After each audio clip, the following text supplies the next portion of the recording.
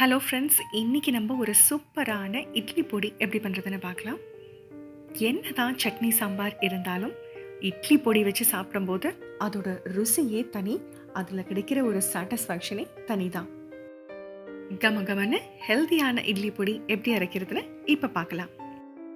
இதுக்கு தேவையான இன்க்ரீடியன்ஸ் பார்த்தீங்கன்னா, 1/2 கப் உளுந்தம்பருப்பு, 1/4 கப் கடலைப்பருப்பு, 1 டேபிள் ஸ்பூன் எள்ளு, 1/2 டீஸ்பூன் அளவுக்கு பெருங்காயத்தூள், 3 பல்லு பூண்டு, நல்ல பெரிய பல்லு எடுத்திருக்கேன், ஒரே ஒரு கீத்துலேருந்து கருவேப்பிலை, அப்புறம் ஒரு 8லேருந்து 9 வரமிளகா எடுத்திருக்கேன். இந்த அளவு வரமிளகாக்கு காரம் வந்து நார்மலாக இருக்குங்க. பெரியவங்கலேருந்து சின்னவங்க வரைக்கும் எல்லாருமே சாப்பிடலாம். பட் இன்னமும் உங்களுக்கு நல்ல காரசாரமாக இட்லி பொடி வேணும் அப்படின்னா இன்னும் ஒரு 2லேருந்து 3 வரமிளகா இதை விட எக்ஸ்ட்ரா நீங்கள் சேர்த்துக்கலாம். இப்போ நம்ம எல்லா இன்க்ரீடியன்ஸையும் வரிசையாக ட்ரை ரோஸ்ட் பண்ணி எடுத்துக்கலாம். எண்ணெய் சேர்த்து வதக்க வேண்டாம். எண்ணெய் சேர்த்து வதக்கிறதுனால ரொம்ப நாள் இதை வச்சுக்கும் போது அதில் அந்த எண்ணெய் வாடை வர ஆரம்பிச்சிடும்.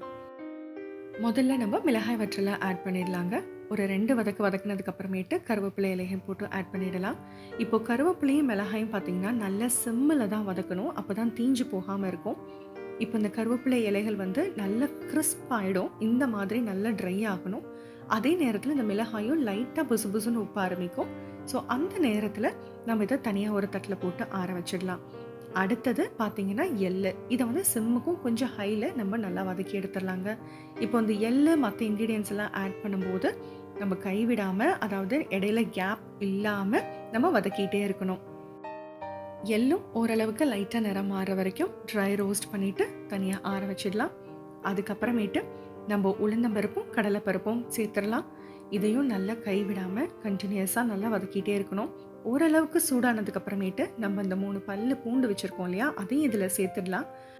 இந்த பருப்பங்களோடு சேர்ந்து வதங்கும் போது அதில் இருக்கிற ஈரத்தன்மை ரொம்ப நல்லாவே போயிடும்.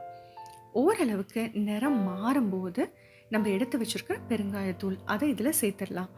நல்லா வதக்கி விடலாங்க. லேசாக கோல்டன் ப்ரௌன் ஆனதுக்கப்புறமேட்டு ஃப்ளேமை ஆஃப் பண்ணிவிட்டு நம்ம இதுக்கு முன்னாடி வதக்கின எல்லா இன்க்ரீடியன்ஸையும் ஒரு தடவை ஒன்றா போட்டு நல்லா வதக்கிடலாம். இப்போ நம்ம ஃப்ளேமை ஆஃபில் தான் வச்சுருக்கோம். ஒரு 1-2 நிமிஷம் எல்லா இன்க்ரீடியன்ஸையும் ஒரு வதக்கிடுங்க. இப்போ ட்ரை ரோஸ்ட் பண்ண எல்லா இன்க்ரீடியன்ஸையும் ஒரு பிளேட்டில் போட்டு நல்லா ஆற விட்டுருலாங்க. எவ்வளோக்கு எவ்வளோ ஆறுதோ அவ்வளோக்கு அவ்வளோ நல்லது. ஏன்னா சூடாக இருக்கும் போது நம்ம அரைச்சோம் அப்படின்னா அது வேர்த்து விட்டு அதில் வந்து நீர் கொண்டுரும். ஸோ அதனால் நல்லா ஆறுனதுக்கு அப்புறமேட்டு தான் நம்ம இதை அரைச்செடுக்க முடியும். மிக்ஸி ஜாரில் கரெக்டான சைஸ் மிக்ஸி ஜாரில் போடணும்.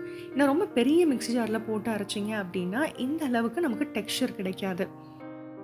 மிக்ஸி ஜாரில் ஈரம் இல்லாமல் பார்த்துக்கோங்க. இதுக்கு தேவையான அளவு உப்பு சேர்த்துடலாம். உப்பு கொஞ்சம் கம்மியாகவே ஃபஸ்ட்டு சேர்த்துக்கலாம். ஏன்னா உப்பு கொஞ்சம் ஜாஸ்தி ஆகிட்டா கூட அதுக்கப்புறம் பொடி வந்து ரொம்பவே தூக்கலாக உப்பு தெரியும். இந்த மாதிரி இட்லி பொடி அரைக்கும் போது எப்பயுமே சர்ன் ஆப்ஷனில் அரைக்கணும். ரெகுலராக போடுற 1-2 ஸ்பீட்ஸில் நம்ம போட்டோம் அப்படின்னா ரொம்ப பவுடராகவும் அதே நேரத்தில் கீழே ஒட்ட ஆரம்பிக்கும். சர்ன் ஆப்ஷனில் போட்டோம் அப்படின்னா இந்த மாதிரி நரன்னு சூப்பராக நம்மளால் அரைச்சி எடுத்துக்க முடியும். ஸோ இதுதான் கன்சிஸ்டன்சி. ரொம்ப பொடியாக அரைக்காமல் கொஞ்சம் நரன்னு இந்த மாதிரி அரைச்சி எடுத்துக்கலாம். ஒரு பிளேட்டில் மாற்றி ஒரு நல்ல ஸ்பூன் வச்சு ஒரு 1-2 நிமிஷம் கிளறி விடுங்க. அதுக்கப்புறம் இந்த மாதிரி நல்ல கண்ணாடி பாட்டிலில் ஏர் டைட்டாக க்ளோஸ் பண்ணி வச்சிடலாம்.